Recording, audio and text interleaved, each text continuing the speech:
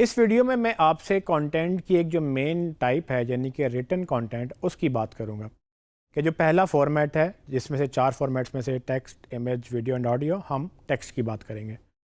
अब मैं आपको डिफरेंट एग्जांपल्स दे सकता हूं कि टेक्स्ट किस किस तरह से लिखा जा सकता है। इसको बाय द वे प्रॉपरली जो प्रोफेशनल टर्मिनोलॉजी यूज़ होती है इसके लिए वो है कॉपी राइटिंग। यानी कि मार्केटिंग के लिए जो भी आप ऐड की कॉपी लिखते हैं या कंटेंट लिखते हैं उसको कॉपी राइटिंग बोला जाता है, और इसके लिखने वाले को कॉपी राइटर या कॉपी एडिटर भी बोला जाता है।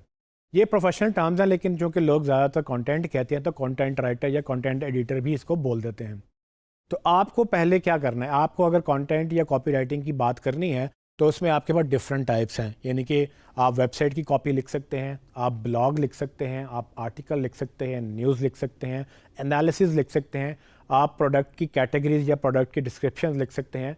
यानी कि आपने कोई प्रोडक्ट लिखी है उसको डिफ़ाइन करना, उसको एक्सप्लेन करना, उसके फीचर्स को बताना, आप वो सब कुछ कर सकते हैं। उसके बाद आप गाइड्स लिख सकते हैं, एजुकेशनल गाइड हो सकती हैं, यूजेज गाइड हो सकती है, डिफरेंट टाइप की गाइड हो सकती हैं। फिर आप अगर लिखना चाहें तो डिटेल में ज़्यादा बड़ी अगर ई बुक लिखना चाहें तो आप एक बुक भी जनरेट कर सकते हैं जिसमें आपकी प्रोडक्ट की बातें या आपके प्रोडक्ट से रिलेटेड कोई टिप्स एंड ट्रिक्स वगैरह आपकी वो उसमें लिखी जा सकती हैं। अगर आपका बिज़नेस ऐसा है जिसमें आपको कभी रिपोर्ट्स जनरेट करनी पड़ती हैं, जैसे से इन्वेस्टर्स के लिए या शेयर होल्डर्स के लिए, या जनरली आपको वाइट पेपर लिखने पड़ते हैं, तो आप वो भी आप रिटर्न टेक्स्ट में इंक्लूड कर सकते हैं। सो अगर मैं आपको इसको एक बिज़नेस के एंगल से बताना चाहूँ तो मैं लेट्स से एक एग्जांपल लेते हैं उस्मान इलेक्ट्रॉनिक्स की। उस्मान इलेक्ट्रॉनिक्स एक बिज़नेस है जो कि इलेक्ट्रॉनिक्स सेल करता है और इलेक्ट्रॉनिक्स रिपेयर भी करता है। तो हमने ऐसा बिज़नेस लिया है जिसमें आप चीज़ें ई कॉमर्स की तरह बेच भी सकते हैं ऑनलाइन। उसमें मोबाइल्स ले लें, ओवन ले लें, फ्रिज ले लें, टीवी ले लें, डिफरेंट इलेक्ट्रॉनिक्स के आइटम्स, ये आप उसको वो बेचता भी है और वो उसको ठीक भी कर सकता है, जिसमें सर्विसेज भी आ सकती हैं। और उसमें मतलब रिपेयरिंग सर्विसेज हैं या उसको स्क्रीन रिपेयर है, कोई स्क्रीन टूट गई है, इस तरह की सर्विसेज भी हम इसमें इंक्लूड कर सकते हैं। तो हम इस बिज़नेस एग्जांपल को लेकर इसमें ना सिर्फ रिटन टैक्स बल्कि आगे चल के इसके बाकी टाइप्स ऑफ टैक्स की भी बात करेंगे। अब आप इमेजिन करें कि अगर उस्मान इलेक्ट्रॉनिक्स की वेबसाइट बननी है तो सबसे पहले उसको क्या चाहिए। आपने उसका एक स्ट्रक्चर बनाना है जिसमें होम पेज होगा, अबाउट का पेज होगा, प्रोडक्ट सारी लिस्ट होंगी, हर प्रोडक्ट का टाइटल, उसके शॉर्ट डिस्क्रिप्शन, उसकी लॉन्ग डिस्क्रिप्शन, उसके फीचर्स वगैरह सब लिखे जाने हैं। और उसके अलावा फिर आप इनकी ब्लॉग बना सकते हैं। ब्लॉग के अंदर आपकी डिफरेंट टाइप्स आ सकती हैं। जैसे ब्लॉग में आप इंफॉर्मेशनल ब्लॉग लिख सकते हैं, आप अपनी प्रोडक्ट की बात कर सकते हैं, आप अपने प्रोडक्ट के अलावा आप जनरल यूज़र के इंटरेस्ट की बात कर सकते हैं। जैसे अगर आपने ओवन बेचना है तो आप सिर्फ ओवन की बातें करेंगे, वो तो आपकी प्रमोशन के लिए अपना जो प्रमोशनल कंटेंट है वो आप बिल्कुल लिखें, लेकिन खाली ओवन बेचने की बात ना करें। ओवन अगर जिसने यूज़ करना है उसके इंटरेस्ट की भी बात करें। तो ओवन कौन लोग यूज़ करते हैं? वो लोग जिन्होंने कुकिंग करनी है। तो आप बजाय इसके कि सिर्फ ओवन की बातें करें, आप आर्टिकल ये भी तो लिख सकते हैं कि आपने 10 रेसिपीज़ कैसे बनाएंगे, मतलब क्विक रेसिपीज़ या रेसिपीज़ अंडर 10 मिनट्स। तो 10 मिनट में आपने अगर ओवन से रेसिपीज़ बनानी है तो वो क्या होंगी। अब ज़ाहिर बात है जिसने रेसिपी बनानी है वही ओवन ख़रीदेगा। तो आप जब ऐसी ऑडियंस को अट्रैक्ट करना शुरू कर देंगे अपने कंटेंट से, तो वो बाद में आपके पास जब उसने ओवन ख़रीदना होगा तो वो आपसे ही ट्रस्ट करके लेगा, बिकॉज कि वो जो रेसिपी का कंटेंट है उससे आपका ईजियर तरीके से कंटेंट मार्केटिंग के थ्रू, इनबाउंड मार्केटिंग के थ्रू एक रिलेशनशिप बिल्ड हो जाएगा। तो ज़रूरी नहीं कि आप हर वक्त अपनी प्रमोशन की बात करें। सो ब्लॉग्स में आप डिफरेंट तरह की बात कर सकते हैं, आप न्यूज़ भी लिख सकते हैं। लेट्स से गवर्नमेंट ने कोई नया टैक्स लगा दिया, या आपको जनरली लगता है कि हेल्थ के इश्यूज़ आ रहे हैं, ओवन के बारे में कोई पॉजिटिव या नेगेटिव बात आ रही है, फ्रिज के बारे में कोई बात आ रही है, या फ़ोन की कोई बात कर रही है। तो चूँकि आपका बिज़नेस एक जनरल इलेक्ट्रॉनिक्स का बिज़नेस है तो आप अपने एनालिसिस भी तो दे सकते हैं। आप एज अ CEO एक पर्सन है, आपका एक थॉट है, आपको इंपोर्ट एक्सपोर्ट पे कोई मसला आ रहा है, आपकी कोई टैक्सेस से आपको कोई बिज़नेस हर्ट हो रहा है, या इंडस्ट्री की कोई बात है जो कि नॉर्मली लोग नहीं करते, ये जनरल कंटेंट भी तो आप अपने ब्लॉग में अपने उसको लिख सकते हैं। लोग इसको पसंद करते हैं क्योंकि लोगों को लगता है कि आप सिर्फ एक मशीन नहीं है या कोई एक रोबोट से बात नहीं हो रही, एक पीछे बैठने वाला एक इंसान है जो कि सोचता है, समझता है, ओपिनियन रखता है। वो ओपिनियन पॉलिटिकल भी हो सकती है। अगर आपने पॉलिटिकल नहीं जाना तो आप जनरल लोगों के कंसेंसस की बात करें। आप बिजनेसमैन हैं, आप चैम्बर में बैठते होंगे, आप उस इंडस्ट्री की बात कर सकते हैं। रॉ मटेरियल महंगा हो गया, बेशुमार चीज़ें आप कर सकते हैं। प्रोडक्ट्स की बात करें तो आपकी प्रोडक्ट को आप डिस्क्राइब करेंगे कि आपकी प्रोडक्ट क्या है, किसके लिए है। पहले शॉर्ट डिस्क्रिप्शन बनाएं। नॉर्मली प्रोडक्ट्स की 2 तरह की डिस्क्रिप्शन होती हैं। एक शॉर्ट डिस्क्रिप्शन जिसमें आप टू द पॉइंट बात करते हैं कि अगर किसी के पास टाइम नहीं, उसे 4 लाइनों में समझना है तो क्या है, वो आपकी प्रोडक्ट को समझ जाए कि अच्छा ठीक है, ये जो प्रोडक्ट है वो ये करती है और इसमें ये मेन फीचर्स हैं।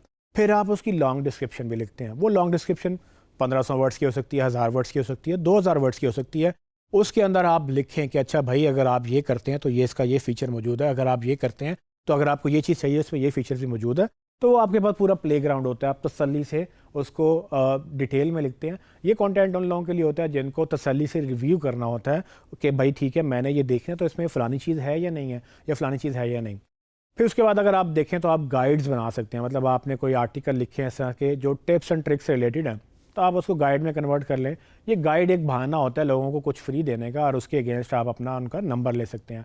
फॉर एग्जांपल आपने अगर 4 आर्टिकल लिखे और आपको लगता है कि ये आर्टिकल एक सर्टन तरह के स्नैक बनाने के 4 तरीके हैं, तो आप एक छोटी सी गाइड बुक बनवा लें अपने डिज़ाइनर से या अपने किसी से। उसके अंदर आप अपना ये टेक्स्ट लिखें, उसको कहें कि थोड़ा सा इसको खूबसूरत बना के लिख लो, और जब वो गाइड बन जाएगी तो आप उसको अपनी वेबसाइट पे फ्री लगा दें कि भाई ठीक है ये फ्री गाइड डाउनलोड करें उन लोगों के लिए जो ये फलाना स्नैक बनाना चाहते हैं। वो कोई पिज़्ज़ा की टाइप हो सकती है या कुछ और हो सकता है।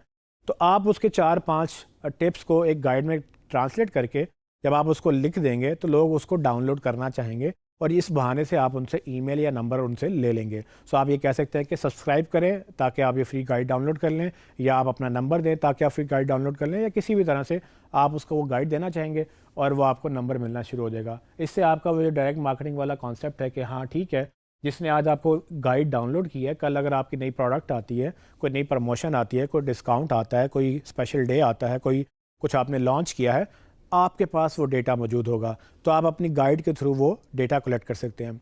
अगर आपने जैसे कि काफ़ी सारा मटेरियल लिखा है और आपको लगता है कि ये मटेरियल एक ई बुक में ट्रांसलेट हो सकता है, तो आप उसको एक बड़ी ई बुक बनाते हैं जिसमें कोई 50-60 आप सफ़ों का आप कोई इन डिटेल ई बुक लिख सकते हैं। वो इलेक्ट्रॉनिक्स से रिलेटेड हो सकती है, किसी एक प्रोडक्ट से रिलेटेड हो सकती है, या किसी बिज़नेस से रिलेटेड हो सकती है। हमेशा ध्यान ये रखना है कि कंटेंट वो लिखना है जो आपके यूज़र्स को इंटरेस्ट करे। तो आपने अपने यूज़र्स को, ऑडियंस को आइडेंटिफाई करना है, उनके लिए वो कंटेंट लिखना है जो वो चाहते हैं। उस कंटेंट को रीपर्पस कर लें, मतलब अगर 4 आर्टिकल्स है तो एक गाइड बना लें, अगर 4 गाइड्स हैं तो उसको एक ई बुक बना लें, या अगर आपने एक थॉरली कोई बात डिस्कस करनी है तो उसको छोटे छोटे आर्टिकल्स के अंदर डिवाइड भी कर सकते हैं। तो जनरली आपके लिए रिटन कंटेंट जो है वो बेशुमार तरीके से लिखा जा सकता है।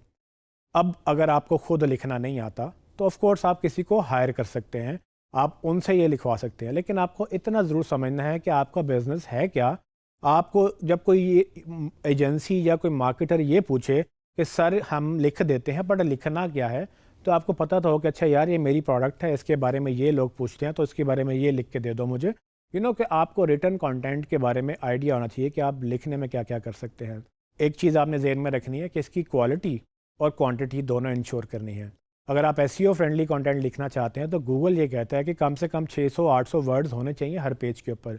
अगर आप 1200 से 1500 वर्ड लिख रहे हैं तो अच्छी बात है, अगर आप 2000 से ऊपर जा रहे हैं तो बहुत ही अच्छी बात है, क्योंकि जितने भी नंबर 1 पेजेस रैंक करते हैं वो रिटन कंटेंट जो है वो 1500 से 2000 के बीच में लिख रहे होते हैं। तो आप अपनी रिसर्च कर सकते हैं कि अच्छा ठीक है मैंने एसईओ करनी है तो उसके लिए मेरा कंटेंट कितना होना चाहिए। तो अगर आप प्रोडक्ट को रैंक करवाना चाहते हैं तो ये समझ लें कि 100-200 वर्ड्स काफ़ी नहीं है।